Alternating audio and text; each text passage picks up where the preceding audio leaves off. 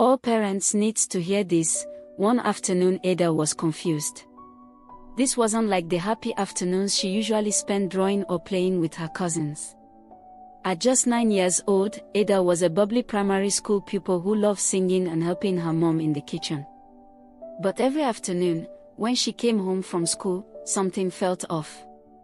Her parents, Mr. and Mrs. Uche, worked as nurses and often did long shifts at the hospital. They loved Ada dearly and worked hard to give her a good life. The school bus dropped Ada off by 3:30 p.m., but her parents didn't return home until well past 7. One day, seeing her loneliness, her mother said, "Ada, from tomorrow, you'll stay with Uncle Ton until we're back. He's like family, and he lives just across the street." Uncle Ton was Mr. Uche's childhood friend. A man in his late 30s, he always had jokes, snacks, and loud music playing in his house. Ada had known him for years. "Okay, Mommy," she said, trusting her parents. From that week, Ada began spending her afternoons at Uncle Ton's home. He welcomed her warmly, always giving her chin-chin or jollof rice and asking about school. "You're a smart girl," he'd say proudly, ruffling her hair. At first, Ada enjoyed the change. He had coloring books, music, and even a tablet she could play games on. One day, Uncle Ton brought her a fancy doll. "You're special," he said with a smile. Ada beamed with gratitude. But then things began to change. One afternoon, after she finished her snacks, Uncle Ton sat next to her and said, "Let's play a new game. Just you and me, don't tell Mommy and Daddy." Ada was puzzled but nodded slowly. As the game began, she felt uneasy. It didn't feel like a game. It felt wrong. "I don't want to play this game," she whispered. Uncle Ton chuckled, "Don't worry, you'll get used to it." But Ada didn't. That night, she had trouble sleeping. She started dreading the afternoons and wetting the bed again, something she hadn't done in years. The shame ate at her, but she couldn't explain why. Days passed. One morning, her teacher, Miss Ijoma, noticed the change.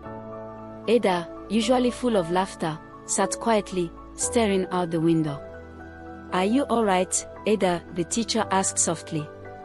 Ada looked down. She wanted to speak, but fear held her tongue. After class, Miss Ijoma took her aside.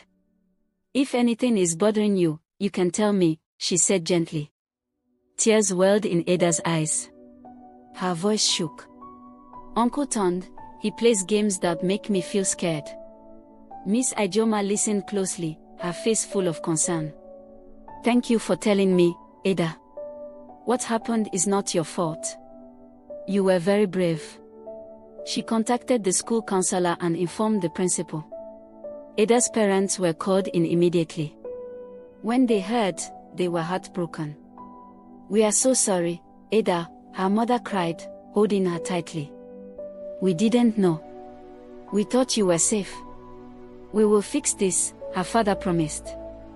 They reported Uncle Ton to the police. A kind officer spoke to Ada gently, assuring her that she had done nothing wrong. Uncle Ton was arrested, and the community was stunned to learn what had been happening behind closed doors. Ada's parents adjusted their work schedules and made sure someone was always home when she returned from school.